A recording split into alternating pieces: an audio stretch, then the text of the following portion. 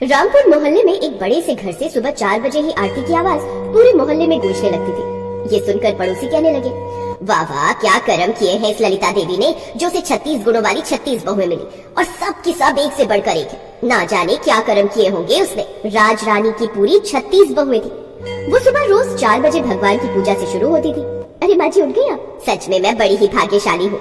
मैंने तो कभी सपने में भी नहीं सोचा था कि मेरे घर में सुबह तड़के 4 बजे की आरती होगी। इसके बाद सभी बहुएं घर के कामकाज में जुट गई।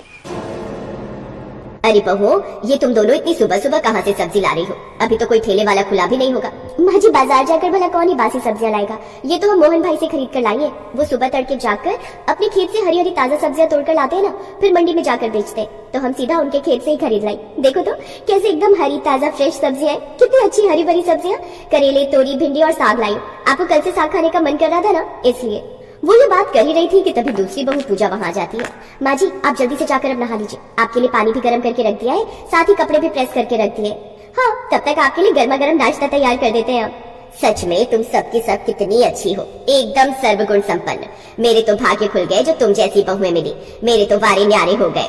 अब लता देवी नहाने चली जाती है। कुछ देर बाद जब वो लौट कर आती है तो खाने की टेबल पर उसके लिए 36 तरह के पकवान बनकर तैयार होते हैं। अच्छा, जरा टीवी भी लगा दो, खाना खाते खाते थोड़ा मनोरंजन ही हो जाए।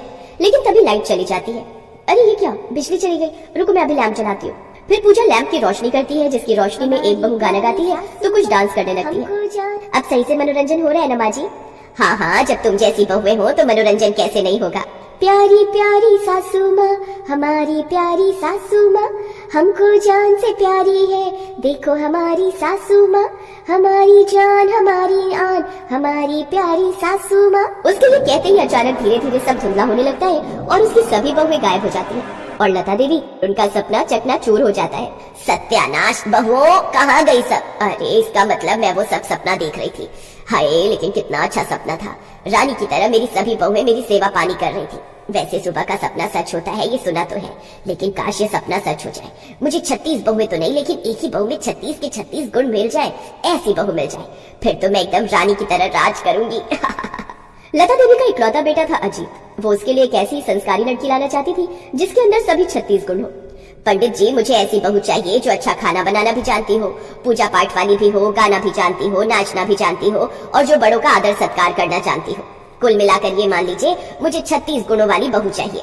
माँ, आप जानती है ना, आजकल के जमाने में ऐसी लड़की मिलना संभव है। वो बिल्कुल ठीक कह रहा है भाग्यवान, इसीलिए तो आज तक कंवारा रह गया। अरे अब एक लड़की में सब मिलना मुश्किल है। हाँ माँ, एक में सिर्फ एक ही गुण मिलेगा और तुम ऐसा नहीं चाहती तो फिर मेरी 36 लड़कियों से शादी करवा दो, जिन सब में हर एक गुण हो। चुप कर, 36 गुणों के लिए मैं 36 बहुएं ले आऊं क्या? अरे इतनी बहुएं रखेगा कहाँ? पंडित जी, आप तो कोई एक ही लड़की बताइए। ये देखिए, ये रही 36 गुणों वाली लड़की निहारिका। इस लड़की की कुंडली साक्षात देवी कुंडली है, 36 गुणों वाली है। आपके बेटे का संजोग इसी के साथ है, खूब जोड़ी जमेगी दोनों की। वाह वाह, ठीक है पंडित जी, तो आप आज ही जाकर बात आगे बढ़ाइए। देखिए लता जी, आपके मन मुताबिक 36 गुणों वाली बहू ढूंढ कर दी है तो दक्षिणा भी मैं मोटे ही लूंगा। हाँ हाँ, चिंता मत कीजिए, मेरा इकलौता बेटा है, दिल खोल कर दक्षिणा दूंगी। अब सही से मनोरंजन हो रहा है ना माँ जी? हाँ हाँ, जब तुम जैसी बहुएं हो तो मनोरंजन कैसे नहीं होगा। प्यारी प्यारी सासू माँ, हमारी प्यारी सासू माँ, हमको जान से प्यारी है, देखो हमारी सासू माँ, हमारी जान हमारी आन, हमारी प्यारी सासू माँ। उसके लिए कहते ही अचानक धीरे धीरे सब धुंधला होने लगता है और उसकी सभी बहुएं गायब हो जाती हैं और लता देवी, उनका सपना चकनाचूर हो जाता है। सत्यानाश, बहुओं कहाँ गई सब? अरे इसका मतलब मैं वो सब सपना देख रही थी। हाय, लेकिन कितना अच्छा सपना था। रानी की तरह मेरी सभी बहुएं मेरी सेवा पानी कर रही थी। वैसे सुबह का सपना सच होता है, ये सुना तो है, लेकिन काश ये सपना सच हो जाए। मुझे 36 बहुएं तो नहीं, लेकिन एक ही बहू में 36 के 36 गुण मिल जाए, ऐसी बहू मिल जाए, फिर तो मैं एकदम रानी की तरह राज करूंगी। लता देवी का इकलौता बेटा था अजीत। वो उसके लिए एक ऐसी संस्कारी लड़की लाना चाहती थी जिसके अंदर सभी 36 गुण हो। पंडित जी, मुझे ऐसी बहू चाहिए जो अच्छा खाना बनाना भी जानती हो, पूजा पाठ वाली भी हो, गाना भी जानती हो, नाचना भी जानती हो और जो बड़ों का आदर सत्कार करना जानती हो। कुल मिलाकर ये मान लीजिए मुझे 36 गुणों वाली बहू चाहिए। माँ, आप जानती है ना, आजकल के जमाने में ऐसी लड़की मिलना संभव है। वो बिल्कुल ठीक कह रहा है भाग्यवान, इसीलिए तो आज तक कंवारा रह गया। अरे अब एक लड़की में सब मिलना मुश्किल है। हाँ माँ, एक में सिर्फ एक ही गुण मिलेगा और तुम ऐसा नहीं चाहती तो फिर मेरी 36 लड़कियों से शादी करवा दो, जिन सब में हर एक गुण हो। चुप कर, 36 गुणों के लिए मैं 36 बहुएं ले आऊं क्या? अरे इतनी बहुएं रखेगा कहाँ? पंडित जी, आप तो कोई एक ही लड़की बताइए। ये देखिए, ये रही 36 गुणों वाली लड़की निहारिका। इस लड़की की कुंडली साक्षात देवी कुंडली है, 36 गुणों वाली है। आपके बेटे का संजोग इसी के साथ है, खूब जोड़ी जमेगी दोनों की। वाह वाह, ठीक है पंडित जी, तो आप आज ही जाकर बात आगे बढ़ाइए। देखिए लता जी, आपके मन मुताबिक 36 गुणों वाली बहू ढूंढ कर दी है, तो दक्षिणा भी मैं मोटी ही लूंगा। हाँ हाँ, चिंता मत कीजिए, मेरा इकलौता बेटा है, दिल खोल कर दक्षिणा दूंगी। अब बात आगे बढ़ती है और देखने दिखाने की रस्म के बाद रिश्ता पक्का हो जाता है और निहारिका ब्याह कर अपने ससुराल आ जाती है। उसकी सास हाथों में थाली लिए उसके स्वागत के लिए खड़ी होती है। तभी वो बोलती है, उफ कितनी गर्मी हो रही है, अरे यार कोई एसी चला दो नहीं तो मैं बेहोश हो जाऊंगी। ये कहते ही निहारिका ने सर से घूंघट हटा दिया। ये देखकर पड़ोसन बोली, अरे ये क्या लता बहन, तुम्हारी बहू तो बड़ी बेशरम निकली, जो आते ही अपने सर का घूंघट निकाल कर बैठ गई। इसने तो अपनी मुंह दिखाई यही कर दी।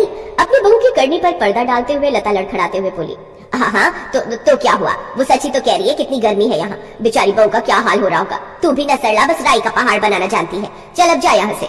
आपने सुना नहीं चुगलखोर आंटी, माँ जी ने क्या कहा, आप जाइए यहाँ से। सरला वहाँ से गुस्सा होकर चली जाती है। छोड़ो बहू उसकी बातों को, अब तुम ये कलश गिराकर अंदर आओ। निहारिका उस कलश को इतनी जोर से लात मारती है कि वो कलश सीधा जाकर उसके ससुर के माथे पर लगता है। हे राम, मार डाला रे, मार डाला। सॉरी ससुर जी, वो गलती से लग गया। अच्छा चलो कोई नहीं, अब जाओ, जाकर तुम आराम करो, थक गई होगी। फिर कल सुबह तुम्हारी पहली रसोई की रस्म भी है ना। उस वक्त तो वो दोनों वहाँ से चले जाते हैं।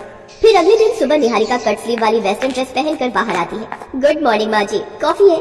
नहीं नहीं बहू, मैं कॉफी नहीं पीती, चाय ही बना दे मेरे लिए। मैं आपको बनाने के लिए कह रही हूँ। है लेकिन मैं क्यों बनाऊंगी, वो तो तुम बनाओगी ना, तुम इस घर की बहू हो। लेकिन मुझे तो कुछ बनाना आता ही नहीं। है नहीं आता? हे भगवान, ये तो मेरे साथ धोखा हो गया। 36 गुण वाली बहू मांगी थी, इसमें तो एक भी गुण नहीं है। तो जब तुझे चाय बनाना ही नहीं आता तो फिर खाना बनाना तो आता ही नहीं होगा। पहली रसोई में क्या बनाएगी फिर, घंटा?